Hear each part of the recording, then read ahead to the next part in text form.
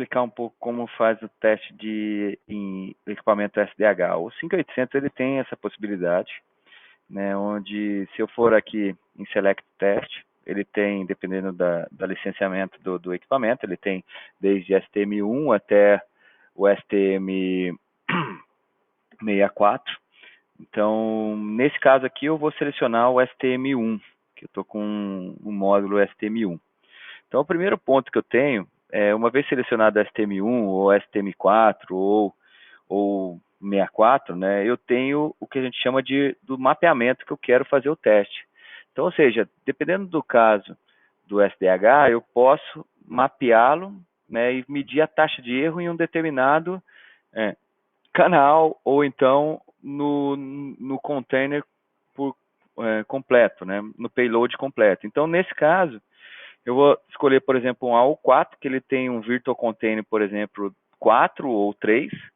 Então, se eu escolher o Virtual Container 3, ele automaticamente já gera, né, uma taxa de erro de bit em cima desse VC3. Ou então, eu posso selecionar o VC4, e aí ele vai gerar uma taxa de erro em cima desse VC4. Então, o que eu vou fazer? Eu vou selecionar, por exemplo, se a gente for no ST64, ele pode, no caso, dar mais opções, porque aqui eu estaria mapeando, né, o equipamento em cima de VC3 ou VC4 e também em alguns pontos concatenados, né. Então, no nosso caso aqui do STM1, vou selecionar, por exemplo, o AU4, VC4 e vou selecionar a porta 1, que é onde está a SFP, a parte ótica, né, conectada com o loopback. Então, como vocês podem ver, ele vai carregar o STM1. O primeiro ponto que eu tenho que verificar é se a parte ótica ela está se está correta, né? Então, o que eu tenho que fazer? Eu tenho que vir aqui em Setup e dentro da parte de Setup eu tenho uma interface conector, onde aí mostra para mim o tipo, né, qual é o lambda e qual é o transceiver, qual seria o suporte que ela tem. No nosso caso aqui é um STM, é um OC12, né? Então seria um STM4. Então eu vou alterar aqui para STM4 para que não tenha problemas de taxa de erro, né? Então eu vou fazer o mesmo, eu vou jogar um VC4, um book na porta P1. Eu posso também fazer ele também como monitor, para ele ficar monitorando um enlace ou como terminate, né? Então são algumas opções que eu tenho. Então dentro desse aqui eu tenho aqui o STM4, onde eu vou ligar aqui o laser. Observe que o link já está ativo. E aí basicamente eu tenho na parte de cima eu tenho o Quick Config, né, e a estrutura. Então se eu selecionar aqui na estrutura, ele está dizendo que eu estou gerando uma taxa de erro, né, de 2 vezes 10 a 23, menos 1, gerando dentro do VC4, e esse VC4 vai jogar em cima do AU4, que por si está jogando no STM4 e transmitindo.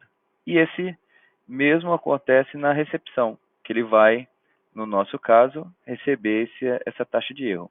Como vocês podem ver, não está tendo problemas. Eu posso também ajustar, por exemplo, toda a parte do payload, né, do RSOH, do MSOH, do ponteiro de AU, toda essa parte eu posso alterar ou modificar, gerar alarmes, posso fazer as medições. E o mesmo serve, por exemplo, para fazer a medição de Service Disruption, que são basicamente os dois testes que a gente faz em cima do SDH.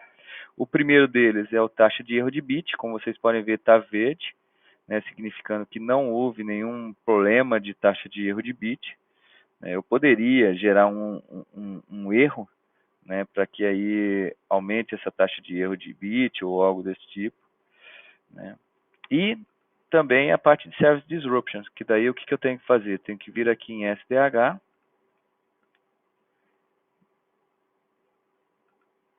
dentro de SDH, desculpa,